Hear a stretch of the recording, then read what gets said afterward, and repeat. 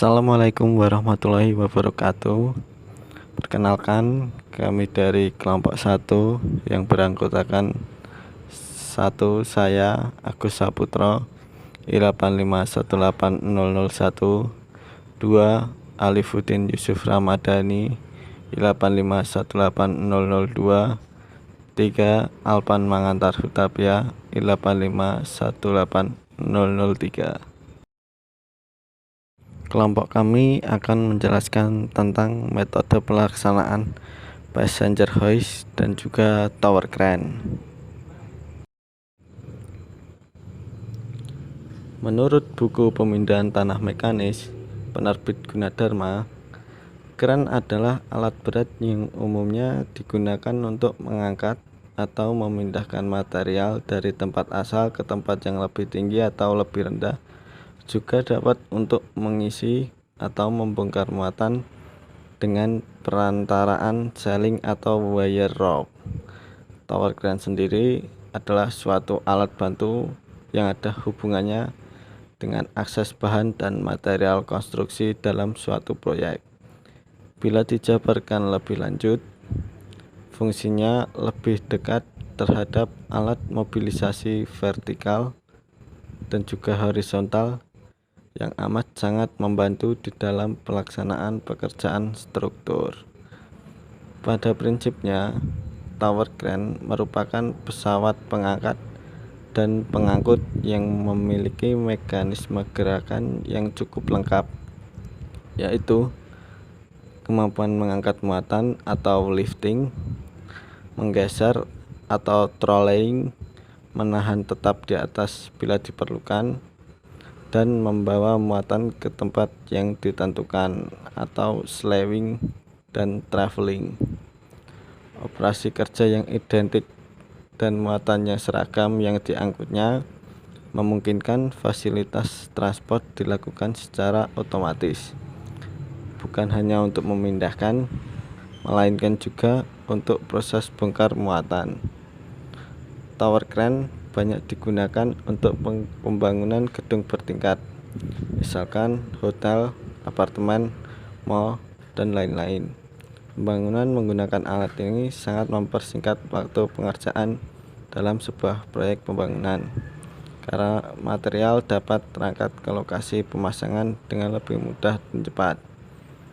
Karena dalam pembangunan yang bertingkat tinggi itu nggak mungkin juga mengangkut materialnya secara manual, maka dibutuhkan tower crane ini untuk mempercepat dalam pengangkutan ke atas dan memudahkan juga.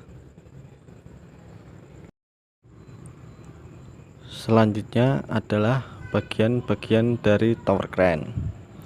Yang pertama adalah jib. Untuk jib atau juga bisa disebut boom merupakan lengan tower crane yang terdiri dari elemen-elemen besi yang tersusun menjadi satu bagian rangka batang.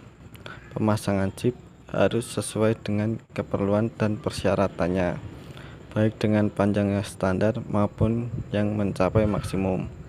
Pemasangan jib ini selanjutnya mempengaruhi terhadap beban yang diangkat. Untuk panjang jib tertentu ada batasan beban maksimum, dan pada jib ini akan ada pengait dan juga tali yang digunakan untuk mengangkat material ke atas.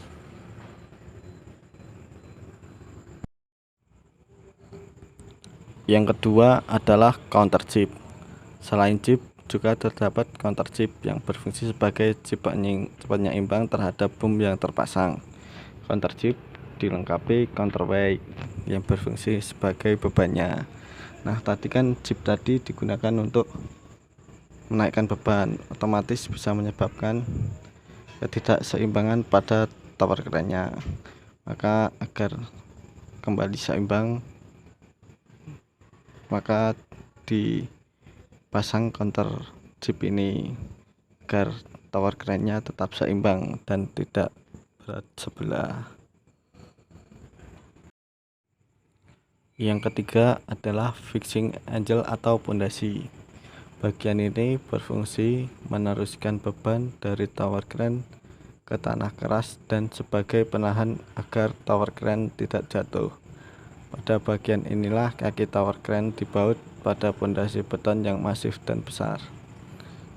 Fixing angle atau pondasi ini sangatlah penting karena bagian inilah yang menjadi tumpuan dari tower crane-nya.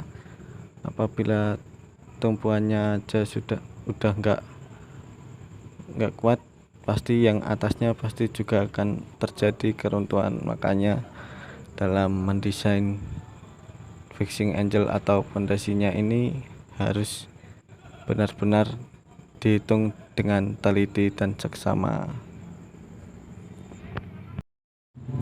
Yang keempat adalah mass section. Mass section adalah bagian vertikal tower crane, juga sebagai tiang crane. Di bagian tengah tiang terdapat tangga untuk tempat naik operator. Mass section ini berfungsi untuk mengatur ketinggian tower crane. Pada mass section ini akan dibagi-bagi menjadi beberapa section untuk memudahkan dalam pemasangannya. Kan nggak mungkin bakalan jadi dari bawah langsung sampai ke atas, kan untuk pemasangannya bakalan susah dan menghabiskan banyak ruang pas belum terpasangnya. Yang kelima adalah slewing mekanis. Beberapa bagian atas pada tower crane dapat berputar hingga 360 derajat pada porosnya. Ini dikarenakan adanya slewing mekanis di atas mass section. Kendali slewing terdapat pada handle di kabin kontrol. Jadi dengan adanya slewing mekanis ini, tower crane tidak hanya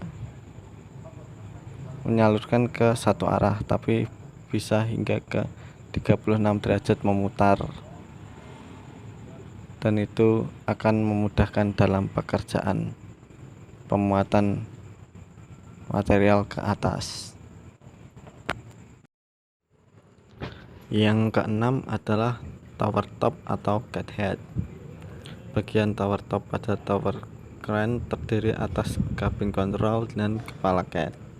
Disinilah tempat operator crane mengendalikan dan mengoperasikan tower crane. Untuk bisa mencapai bagian ini, pekerja harus memanjat tangga untuk sampai ke kabin kontrol. Kemudian semua pergerakan tower crane akan berpusat pada kabin tersebut. Di dalam kabin kontrol terdapat sebuah kursi, tombol, dan dua buah handle yang memiliki perbedaan fungsi, yaitu menurunkan dan mengangkat hoist, menggeser motor trole maju atau mundur, dan memutar motor slewing. Nah, tower top ini merupakan bagian terpenting atau utama dalam tower crane karena terdapat kabin kontrol, dan kabin kontrol itu yang digunakan untuk memutar crane selama sejauh 360 derajat dan juga menaik dan menurunkan pengait yang terdapat pada bagian chip tadi.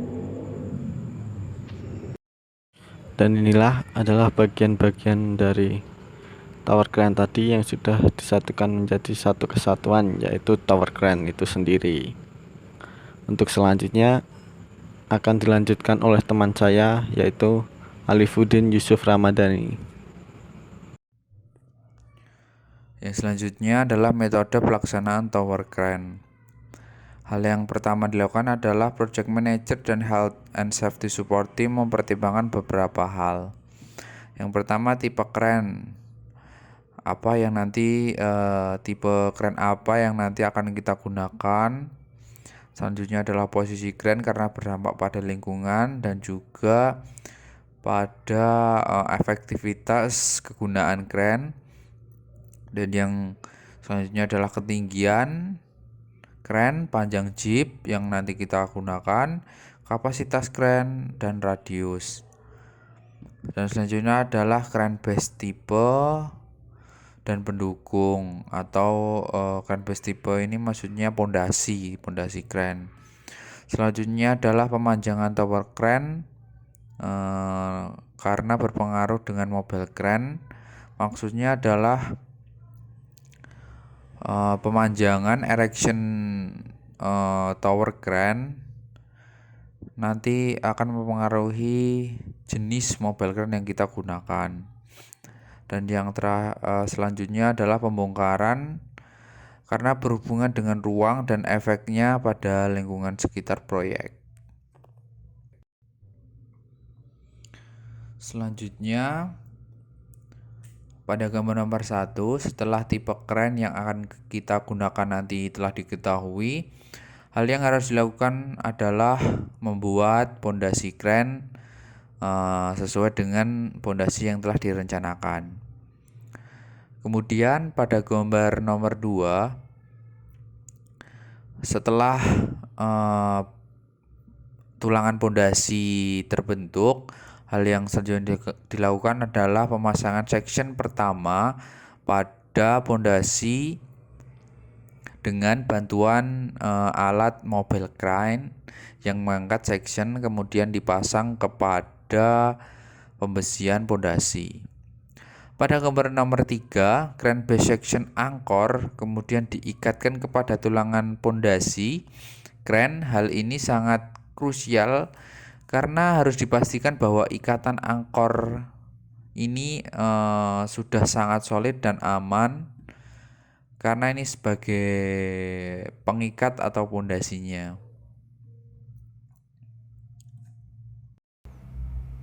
Pada gambar nomor 4, setelah crane base section angkor telah terikat pada pembesian pondasi crane, hal yang dilakukan adalah selanjutnya pengecoran pondasi.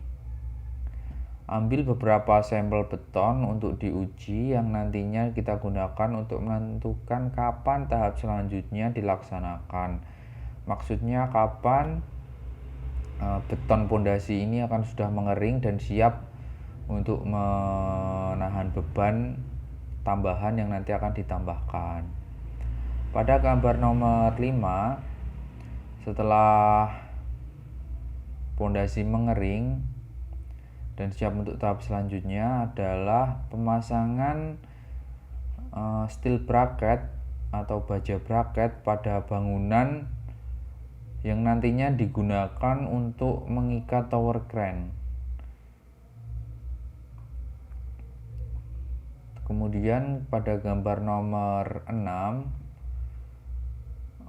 section ditambahkan kepada section sebelumnya dengan bantuan mobile crane yang mengangkat section, kemudian nanti dipaskan pada section sebelumnya. Setelah section sebelumnya dengan section yang baru telah disatukan, digabungkan, pada gambar nomor 7 adalah pemasangan pin pada sambungan section agar tidak terjadi keruntuhan.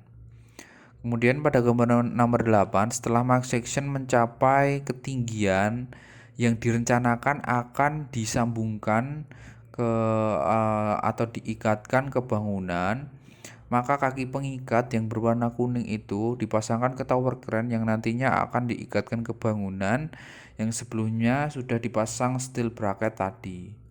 Sehingga nanti body tower crane ini akan terikat dengan bangunan ini agar tidak terjadi ambruk atau apapun. Selanjutnya pada gambar nomor 9, setelah tower crane diikatkan ke bangunan, maka kita akan bisa memasang section hingga ketinggian maksimal yang diinginkan. Baiklah, selanjutnya akan diterangkan oleh rekan saya yang bernama Alpan Manggantar Hutapea. Waktu dan tempat dipersilahkan. Kemudian selanjutnya untuk metode pelaksanaan tower crane adalah setelah section dari crane telah dipasang mencapai ketinggian maksimum, Kemudian dengan bantuan dari mobile crane, kabin dari operator diangkat untuk dipasang pada puncak section. Kemudian selanjutnya, setelah kabin dari operator selesai dipasang, selanjutnya adalah pemasangan dari counterweight.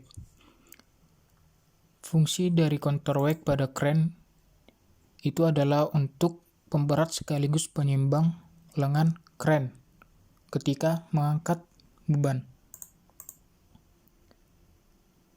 Proses pengangkatan counterweight menggunakan mobil crane keseimbangannya perlu diperhatikan agar tetap dalam keadaan horizontal. Untuk lebih jelasnya bisa dilihat pada gambar nomor 11. Selanjutnya untuk gambar nomor 12, setelah counter jib selesai dipasang, selanjutnya adalah pemasangan dari main jib. Yang dimana main jib tersebut sudah disusun terlebih dahulu. Yang harus diperhatikan sama seperti counter jib adalah keseimbangan dari jib. Selanjutnya pada gambar 13 adalah pemasangan dari counterweight yang berupa beton yang digunakan sebagai penyimbang dari beban crane tersebut. Pemasangan ini dibantu dengan menggunakan mobile crane. Selanjutnya gambar nomor 14 adalah pemasangan dari pengait dan tali pada jib crane yang digunakan untuk mengangkat barang menggunakan crane. Pemasangan dari pengait dan tali ini pada jib dipasang dengan bantuan mobile crane. Dan poin terakhir yang tidak kalah penting adalah pengecekan dari setiap sambungan, pemberat, tali ataupun accuracy point, dan setelah itu tes beban. Dari pengecekan dan tes beban tersebut bisa dinilai apakah crane tersebut sudah aman digunakan. Jika semua sudah dirasa aman, maka tower crane siap dioperasikan untuk proses pembangunan gedung. Selanjutnya adalah passenger hoist. Passenger hoist merupakan alat angkut atau lift buatan yang memudahkan pekerja dan pekerjaan suatu proyek. Passenger hoist biasa digunakan untuk mengangkut orang atau beban-beban ringan saja. Alat angkut tersebut juga digunakan untuk mengangkut bahan bangunan untuk pekerja mechanical, electrical, plumbing atau MEP, hingga alat bantu seperti travelas, alat ukur, pipa, dan lainnya. Pembangunan atau pemasangan dari passenger hoist juga akan terus mengikuti ketinggian gedung yang sedang dibangun sampai dengan lantai atap. Passenger hoist memakai sistem modular dan konstruksinya sederhana, sehingga sangat praktis bongkar pasangnya. Pada saat menambah ketinggian dapat dikerjakan tanpa memerlukan bantuan alat lain. Prinsip kerja dari passenger hoist seperti memakai pinion dan rek. Untuk sistem keamanannya, bila kecepatan dari passenger hoist tinggi, maka brake akan secara otomatis akan mengerem. Passenger hoist bekerja secara vertikal di setiap lantai yang berbeda. Kapasitas passenger hoist berbeda-beda, ada yang 15 hingga 20 orang dengan kapasitas 1000 kg. Karena passenger hoist berkaitan dengan keselamatan, setiap proyek pembangunan diharuskan menaati kapasitas karena kelebihan beban bisa membahayakan orang-orang di sana. Selanjutnya adalah bagian-bagian dari passenger hoist. Yang pertama adalah section. Section itu terdapat pada bagian bawah rangka dan juga sekaligus digunakan sebagai rangka dari rumah keranjang untuk passenger hoist. Pada umumnya sebelum melakukan pemasangan section pada passenger yang satu ini akan dibuat lantai kerja dengan bentuk datar terlebih dahulu yang dibuat dengan pondasi beton. Dalam pembuatannya itu sendiri di bagian dalamnya ditanam anchor bolt yang digunakan untuk memasang rangka dari passenger itu sendiri. Hal pertama yang dilakukan adalah pemasangan section yang dilakukan pada bagian section-section lainnya atau juga dapat dilakukan secara sekaligus juga dibantu oleh alat angkat bantu lain seperti halnya crane dalam pemasangannya. Dalam pemasangan tersebut, pastikanlah kondisi crane berada dalam keadaan vertikal. Selanjutnya adalah keranjang. Bagian passenger hoist lainnya adalah keranjang yang terdiri dari motor elektrik, panel elektrik, centrifugal brake, dan limit switch. Slide ke-15, kapasitas passenger hoist. Pada umumnya, passenger hoist itu sendiri memiliki kapasitas angkut hingga 1,3 ton atau sekitar 18 orang. Untuk itu, apabila berat muatan melebihi kapasitas yang dimilikinya, maka dapat dipastikan passenger hoist tersebut berakibat rusak dan tidak dapat digunakan kembali. Penggunaan passenger hoist yang mengikuti ketinggian gedung juga perlu distabilkan agar dapat berjalan dan berfungsi dengan baik. Sementara untuk menstabilkannya diperlukan sabuk pengaman yang terdapat pada bagian section dari passenger hoist. Untuk batas ketinggian passenger hoist, pada batas penggunaan tower crane umumnya mereka menentukan batas ketinggian 4 hingga 6 meter dari tingkat ketinggian maksimum pada batas pekerjaan yang dilakukan. Hal ini juga berlaku pada penggunaan passenger hoist yang tentunya membutuhkan keberadaan sabuk pengaman dalam pekerjaannya. Sabuk pengaman tersebut umumnya dihubungkan dengan slab atau lantai dengan bagian beton yang telah berumur minimal 21 hari. Dari penjelasan tersebut, dilihat bahwa penggunaan dari passenger hoist itu tidak jauh berbeda dengan penggunaan dari tower crane. Hanya saja untuk sistem pengamanan serta tingkat penggunaan jelas memiliki perbedaan, termasuk pada proses pemasangan dan lainnya. Sekian penjelasan dari kelompok kami, kelompok 1, mengenai metode pelaksanaan dari passenger hoist dan juga metode pelaksanaan dari tower crane. Bila ada yang kurang, kami mohon maaf. Sekian dan terima kasih.